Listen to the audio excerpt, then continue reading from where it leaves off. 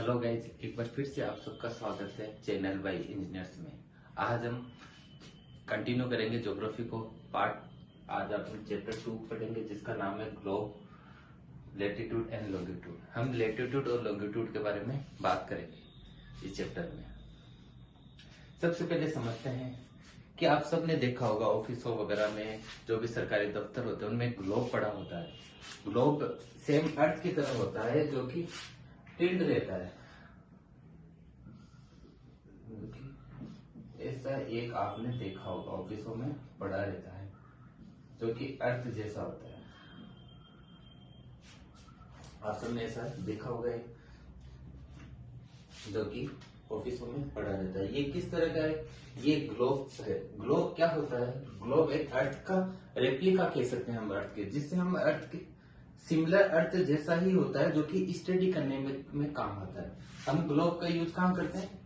Study of earth. अर्थ की study करने में, अर्थ की स्ट्रक्चर वगैरह को समझने के लिए हम ग्लोब का यूज करते हैं। ठीक है। ग्लोब के बाद एक्सिस। एक्सिस क्या होती है? एक्सिस ये जो आपने देखा हो कि ग्लोब जहां से पिन नीडल लगी रहती है, यहां से हम यदि कोई एक लाइन पास करें वही एक्सिस कहलाती है। और जो ग्लोब है वो देखा होगा आपने कि झुका हुआ होता है, टिल्ड रहता है। टिल्ड कितना रहता है? ये लगभग 23.5 डिग्री टिल्ड रहता है। ये इसलिए रहता है क्योंकि जो हमारी अर्थ है वो भी झुकी हुई है, टिल्ड है। एक तरफ झुकी होने के कारण हम ग्लोब को भी उसी तरह बनाते हैं। अब इक्वेटर क्या होता है? इक्वेटर समझो कि ये अपनी अर्थ है। अर्थ को यदि हम एक लाइन खींच के दो बराबर भागों में डिवाइड करते हैं तो लाइन अर्थ को दो भागों में डिवाइड करती है, उसी को ही हम इक्वेटर बोलते हैं। इक्वेटर के ऊपर हम नॉर्थर्न हेमिस्फीयर बोल देंगे और इक्वेटर से नीचे हम साउथर्न हेमिस्फीयर बोल देंगे। बेसिकली इक्वेटर है वो क्या करती है? अर्थ को दो भागों में डिवाइड करती है। अब इक्वेटर है, इक्वेटर के बाद हम समझते हैं लॉन्गिट्यूड और लैटिट्यूड। इन दोनों में क्या डिफरेंस होता है? सबसे पहले लैटिट्यूड। लैटिट्यूड क्या होती है? जो हमने इक्वेटर खींची है उसके यदि हम पैरेलली लाइन खींचे तो उसको हम क्या बोलते हैं? लैटिट्यूड। जैसे कि ये हमारी अर्थ है, इसके बीचों बीच क्या खींचा अपन ने? इक्वेटर। अब इक्वेटर के पैरेलल जो भी अपन लाइनें खींचते हैं उन सबको क्या बोलते हैं? ये सारी क्या होती है? लैटिट्यूड।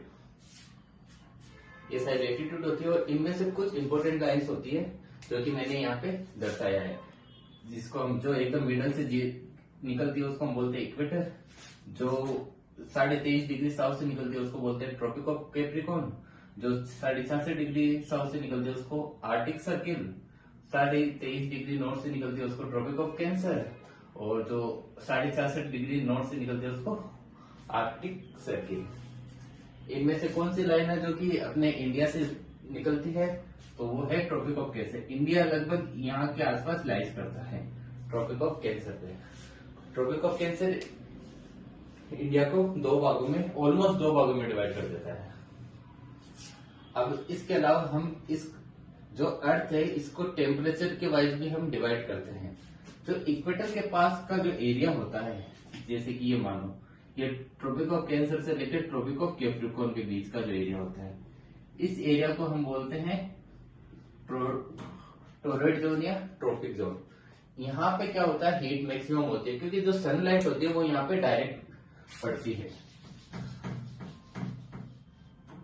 देखो समझो जैसे कि ये अपना अर्थ है, जो सनलाइट होती है वो 66.5 डिग्री नॉर्थ और 66 डिग्री साउथ, इन दोनों को बीच में यहाँ पे होगा अपना 0 डिग्री इक्वेटर। जो 0 डिग्री इक्वेटर पे है यहाँ पे सनराइज डायरेक्ट पड़ती है और जो 66 तक क्या पड़ती है? इंक्लाइन रूप में, मतलब तिरछी पड़ती है। यहाँ सनराइज एकदम डायरेक्ट पड़ती है, जो कि यहाँ पे सनराइज जो कि एकदम डायरेक्ट पड़ रही है, तो यहाँ सनराइज की वजह से क्या होगा? हीट ज्यादा होगी, टेम्परेचर ज्यादा होगी, तो टेम्परेचर की वजह से क्या होगा? यहाँ रेनफॉल भी ज्यादा होगा। यहाँ रेनफॉल ज्यादा होगा तो यहाँ पे जंगल वगैरह, वनस्पति वगैरह भी इस एरिया में ज्यादा पाई जाती है। इसके बाद दूसरा जोन होता है जिसको बोलते हैं हम टेम्परेट जोन। टेम्परेट जोन के अंदर क्या होता है कि जो सनरेज है वो तिरछी पड़ती है, टेम्परेट जोन के अंदर तिरछी पड़ती है, तो यहाँ पे टेम्परेचर क्या होगा, यहाँ पे न तो ज्यादा होगा न कम होगा। यहाँ पे टेम्परेचर होता है मॉडरेट टाइप, यहाँ पे टेम्परेचर मॉडरेट टाइप होता है। और तीसरा जो जोन होता है उसको बोलते हैं फ्रिजिड जोन। फ्रिजिड जोन के अंदर सनराइज डायरेक्ट नहीं पड़ती, इसकी वजह से यहाँ पे बहुत ही ठंडा रहता है एनवायरमेंट, यहाँ बर्फ जमी रहती है। जो अपन पढ़ते हैं ग्लेशियर्स वगैरह, वो कहाँ पे, सारे फ्रिजिड जोन के अंदर है।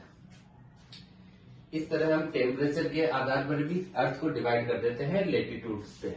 इसके बाद अपना आता है लॉन्गिट्यूड। लॉन्गिट्यूड क्या होता है, लॉन्गिट्यूड क्या होता है कि अपन ने अभी पढ़ा कि जो लेटीट्यूड होता है वो इक्वेटर के पैरेलल होता है, उसी प्रकार जो लॉन्गिट्यूड होता है वो इक्वेटर के परपेंडिकुलर होता है। सॉरी गाइस, किसी वजह के कारण ये वीडियो इंटरप्ट हो गई थी। हम कंटिन्यू करते हैं वापस वहीं से जहाँ से इंटरप्ट हुई थी। हमने अभी देखा था कि लेटीट्यूड, जो इम्पोर्टेंट लेटीट्यूड होती है वो होती है equator, tropic of Capricorn, Antarctic circle, Arctic circle, tropic of Cancer, ये इम्पोर्टेंट लेटीट्यूड्स होती है। अगर हम लेटीट्यूड्स के अलावा हम हीट के आधार पर भी अर्थ को डिवाइड करते हैं, जिनमें की सबसे इम्पोर्टेंट जोन होता है या जो सबसे मेजर जोन होता है उसको बोलते हैं हम टोरिड जोन। टोरिड जोन या फिर जिसको हम ट्रॉपिक जोन भी बोलते हैं। जो ट्रॉपिक ऑफ कैंसर और ट्रॉपिक ऑफ कैप्रिकॉर्न के बीच का जो एरिया होता है इसको हम ट्रॉपिक जोन बोलते हैं। ट्रॉपिक जोन की खासियत क्या होती है, यहाँ पे क्या होती है कि सनलाइट है वो की डायरेक्ट गिरती है। जब सनलाइट डायरेक्ट गिरेगी तो क्या होगा, यहाँ पे हीट ज्यादा होगी, हीट ज्यादा होगी तो जिससे क्या होगा, रेनफॉल वगैरह भी यहाँ पे ज्यादा होगी, फॉरेस्ट वगैरह का कवर भी यहाँ पे ज्यादा होगा। ये होता है टोरिड जोन या ट्रॉपिक जोन। इसके बाद का जो जोन होता है अंटार्कटिक सर्किल और आर्टिक सर्किल तक का, यहाँ पे सनराइज क्या होती है, तिरछी पड़ती है। तिरछी पड़ेगी तो क्या होगा, यहाँ पे जो टेम्परेचर होगा वो मॉडरेट होगा, टेम्परेचर मॉडरेट होगा। और यहाँ पे ज्यादा न तो टेम्परेचर होगा, न मतलब टेम्परेचर न तो ज्यादा होगा न कम होगा। यहाँ का जो एरिया होता है इस एरिया को हम बोलते हैं टेम्परेट जोन, ये होता है टेम्परेट जोन। टेम्परेट जोन के बाद का जो एरिया होता है वहाँ पे सनलाइट डायरेक्ट नहीं गिरती। यहाँ आर्टिक जोन से ऊपर, आर्टिक सर्किल के ऊपर क्या एरिया हो, जो अंटार्कटिक सर्किल के नीचे वाला एरिया होता है, यहाँ पे सनलाइट डायरेक्ट नहीं गिरती, इसलिए इस एरिया को बोलते हैं फ्रिजिड जोन। ये होता है फ्रिजिड जोन।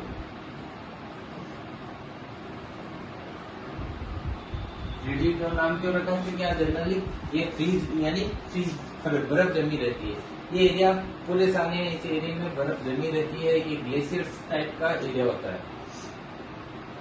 ठीक है, इस तरह हम डिवाइड कर सकते हैं इसको। इसके बाद हम आगे पढ़ते हैं लॉन्गिट्यूड के बारे में।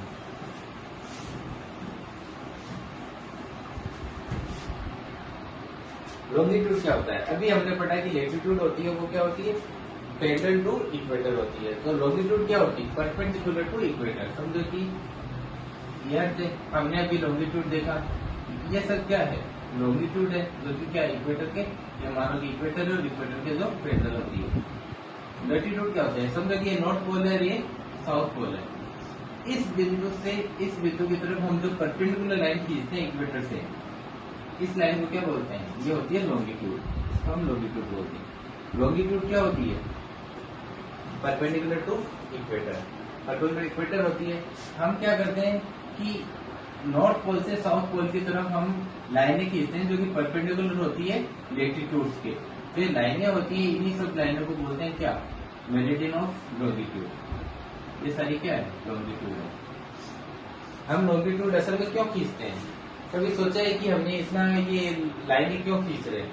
ये लाइन हम खींच रहे हैं कि किसी लोकेशन का पता करने के लिए हम ये लाइनें खींचते हैं कि कोई जगह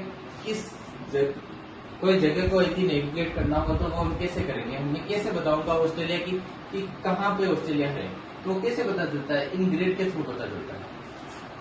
अब जैसे इंडिया है तो इंडिया की लोकेशन कहाँ पे है, इंडिया है अपने पहले तो इक्वेटर से ऊपर की तरफ यानी नॉर्थ पोल के अंदर, नॉर्थर्न हेमिस्फीयर के अंदर। नॉर्थर्न हेमिस्फीयर में भी कहाँ, जो मेरिडियन है इस मेरिडियन के ईस्ट की साइड। तो अपना जो इंडिया है, इंडिया इधर की साइड लाइज करता है। अब इंडिया की लोकेशन कैसे पता चली, वो लॉन्गिट्यूड और लेटीट्यूड के कारण। लेटीट्यूड से हमें पता चला कि वो कौन से हेमिस्फीयर में है और लॉन्गिट्यूड से हमें पता चला कि किस डायरेक्शन में। वो इसके ईस्ट डायरेक्शन में है कि वो इसके वेस्ट डायरेक्शन में। ये हमें किससे पता चला? ये हमें लॉन्गिट्यूड से पता चला। जो प्राइम मेरिडियन है ये एक इमेजिनरी लाइन है जो कि मान लेते हैं कि ये 0 डिग्री पर लाइज करती है। इसके just opposite international dead line होती है। इंटरनेशनल डेड लाइन ऐसे समझो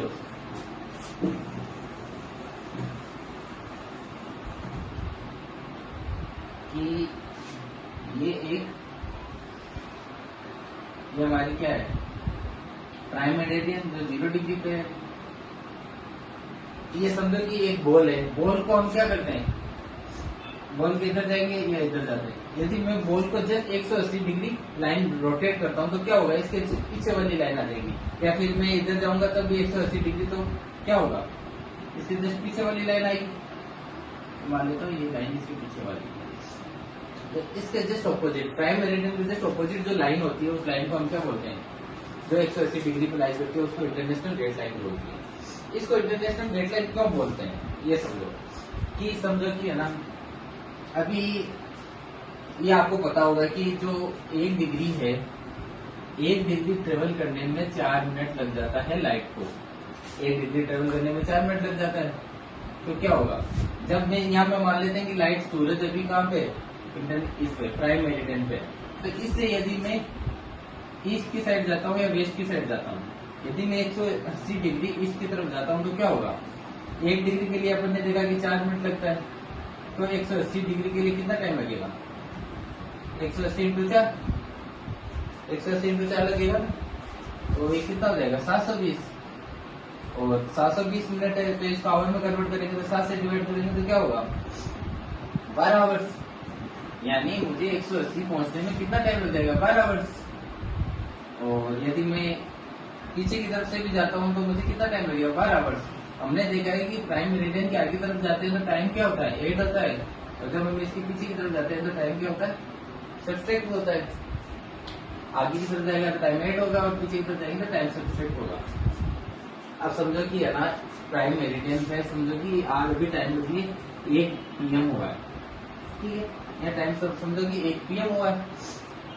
अब मैं यहाँ से आगे की तरफ से जाता हूँ किस पे? इंटरनेशनल डेड लाइन पर। तो क्या टाइम हो जाएगा वहां पे? 13 बज जाएगी ना। मतलब अगले दिन 1 दिन आगे पहुंच जाऊंगा मैं। समझो कि 1 PM हुआ है, इसमें प्लस 12 करेंगे तो क्या होगा? अगले दिन का अपने पास आ जाएगा। रात की, मतलब रात की 1 बज जाएगी ना, 1 AM हो जाएगा। तो ये कैसे हुआ? एक टाइम आ गया 12 AM, 12 बजे, रात की 12 बजे बाद अगला दिन स्टार्ट हो जाता है तो क्या होगा? आपने अगले दिन आ गए। इसी प्रकार यदि पीछे की तरफ जाते हैं तो -12 होगा। समझो कि 1 PM है और -12 करते हैं तो क्या होगा? हम 1 दिन पीछे चले जाएंगे। यहाँ पे समझो कि आज यहाँ पे टाइम हुआ है, यहाँ पे टाइम मान लो कि 1 PM हुआ और डेट मान लो कि 12 है। यहाँ पे डेट है 12। तो जब इसे आगे करने जाए तो क्या होगा? 13 मई का 1 PM मिलेगा। और जब हम इसके 12 घंटे पीछे चलेंगे तो हमें क्या मिलेगा? 1 AM मिलेगा। कितने का? 11 मई का। आ रहा है समझ में? इसलिए इसको इंटरनेशनल डेड लाइन बोलते हैं, क्योंकि इसके पीछे से ट्रेवल करते हैं अपन वेस्ट साइड से तो हम 1 दिन पीछे चले जाते हैं, और आगे से ट्रेवल करते हैं तो 1 दिन आगे चले जाते हैं। क्योंकि ये ऐसे क्यों हो रहा है? क्योंकि एड क्यों हो रहा है? क्योंकि अर्थ का रोटेशन कैसे है? West to east, west to east है तो ईस्ट की साइड क्या होगा? पहले सूरज दिखाई देगा। तो जैसे आगे बढ़ेंगे तो हम सूरज की तरफ बढ़ रहे हैं, इसलिए टाइम 8 होगा। जब हम पीछे चलते हैं तो टाइम माइनस हो जाता है। इस तरह ये टाइम कैलकुलेशन चलती है। टाइम कैलकुलेशन इस तरह चलती है। इसके बाद हम देख सकते हैं कि मेरिडियन ऑफ लैटिट्यूड समझ लिया, इसके बाद प्राइम मेरिडियन समझ लिया हमने। प्राइम मेरिडियन के बाद इंटरनेशनल डेट लाइन है, जो कि हमने समझ लिया कि international date line 180 degree just prime meridian के ऑपोजिट होता है। इसके बाद इंडियन लॉन्गिट्यूड। इंडियन लॉन्गिट्यूड कितना होता है? इंडिया की जो पोजीशन है वो है 82.5 ईस्ट, 2.5 ईस्ट। ये किस तरह पता लगा है? ये भी तो लॉन्गिट्यूड से पता चला कि इंडिया की क्या पोजीशन है। समझो कि ये इंडिया का मैप है। यहाँ अपन ने देखा है कि जो इसका इंडिया का ईस्टर्न पॉइंट है, जहाँ अपन को बताया कि यहाँ गुजरात है, और जगह का नाम क्या है? द्वारका। गुजरात का पॉइंट है जिसको हम जो कहाँ पे लाइज करते हैं, लगभग 68 डिग्री पे लाइज करता है। और इधर तो अपना ईस्टर्न पार्ट ये आसाम है, जिसको बोलते हैं डिब्रूगढ़, आसाम के अंदर, जो कि लाइज करता है कहाँ पे 97 डिग्री ईस्ट पे, 97 डिग्री ईस्ट पे करता है। अब अपन ने देखा है कि अर्थ से रोटेट होता है, तो पहले सन कहाँ उगेगा आसाम के अंदर, उसके बाद सन सबसे लास्ट में कहाँ दिखाई देगा गुजरात के अंदर, द्वारका के अंदर। तो अर्थ का रोटेट ऐसे होता है, अर्थ ऐसे रोटेट कर रहा है, ऐसे रोटेट कर रहा है, तो पहले सन कहाँ दिखेगा आसाम के अंदर। और हमने देखा है कि 1 डिग्री में कितना डिफरेंस आ जाता है 4 मिनट का। तो आसाम और गुजरात के अंदर सनराइज या सनसेट के अंदर कितना डिफरेंस रहता है, ऑलमोस्ट 2 आवर्स का डिफरेंट रहता है अप्रोक्स। इसलिए हमें यहाँ टाइम में प्रॉब्लम ना हो, तो हमने क्या रखा, एक मिडल पॉइंट पे जो जोन है उस मतलब जो लॉन्गिट्यूड है उसको हमने ले लिया, जो कि है अपनी कितनी इंडिया की 82.5 डिग्री ईस्ट पर हमने एक पॉइंट ले लिया, जिससे हम इंडिया का टाइम मेजर करते हैं, जिसको ये बोलते हैं Indian standard time, Indian standard time, जो होता है IST, जिसको हम शॉर्ट फॉर्म में IST भी बोलते हैं। इंडिया का जो स्टैंडर्ड टाइम होता है वो हम कहाँ से लेते हैं 22.5 डिग्री पे लेते हैं। अब हम इंडिया का मैंने बताया कि इंडिया कहाँ लाइज करता है, प्राइम मेरिडियन से ईस्ट साइड करता है, तो क्या होगा 8 हो जाएगा, 0 डिग्री प्राइम मेरिडियन है और 82 डिग्री एंड हाफ इधर है, ईस्ट की तरफ है, तो क्या होगा टाइम में 8 होगा। तो लगभग कितना 8 होता है, अपन ने देखा है कि 1 डिग्री में 4 मिनट 8 होता है, तो 82.5 डिग्री में कितना 8 होगा, लगभग 5.5 आवर्स। प्राइम मेरिडियन से इंडिया का टाइम कितना आगे चलेगा, लगभग 5.5 घंटे आगे चलता है, 5.5 घंटे आवर 8 हो जाता है। इसके अलावा इसके अंदर और टाइम, अब जो टाइम कैलकुलेशन है वो पूरे अर्थ को 24 भागों में डिवाइड, 24 जोन के अंदर डिवाइड कर दिया, जिससे कि हम टाइम कैलकुलेशन इजीली कर पाए। 24 जोन में डिवाइड कर दिया, और एक जोन के अंदर ऑलमोस्ट कितना डिग्री लेते हैं, एक जोन के अंदर हम 15 डिग्री लेते हैं। ये किस तरह डिवाइड किया, सोचो कि एक अर्थ का एक कोई भी सर्किल है, उसका रोटेट या अर्थ का पूरा रोटेशन कितने का होगा 360 डिग्री का, ठीक है 360 डिग्री का होगा, और हमने कितने जोन डिवाइड कर दिए 24 जोन, तो एक जोन में कितना डिग्री आ जाएगा, लगभग ऑलमोस्ट 15 डिग्री के आसपास। इसी प्रकार इसको 15 डिग्री में कन्वर्ट किया कि एक जोन के अंदर हम लगभग 15 डिग्री में हम जोन कन्वर्ट कर देंगे। सबसे ज्यादा जोन कहाँ पे है, रसिया में, सबसे ज्यादा टाइम जोन कहाँ पे है, रसिया के अंदर। ये हमारे सेकंड चैप्टर में ऑलमोस्ट इतना ही था, जिसके अंदर हम लेटीट्यूड और लॉन्गिट्यूड के बारे में बेसिक जानकारी प्राप्त करते हैं। इसके अलावा जो फैक्चुअल है, कुछ फैक्ट्स है, तो वो हम डिस्कस करते हैं।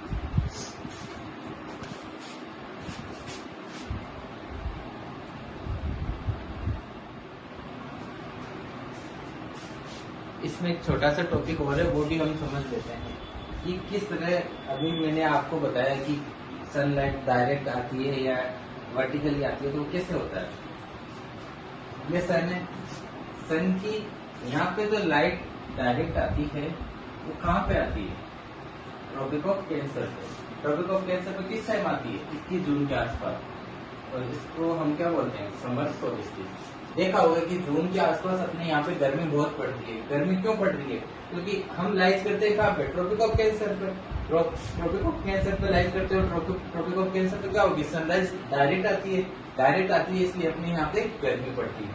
कब, ट्रॉपिक ऑफ कैंसर पे जब लाइट डायरेक्ट आ रही हो, क्योंकि जो इंडिया है वो कहाँ लाइज करता है, ट्रॉपिक ऑफ कैंसर पे।